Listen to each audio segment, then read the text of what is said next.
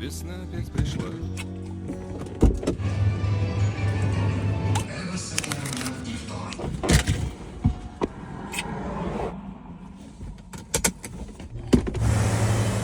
груди пожар, а когда поцеловал,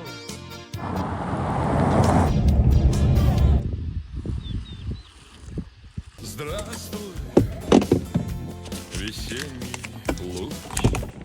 Ай ти моя сладка.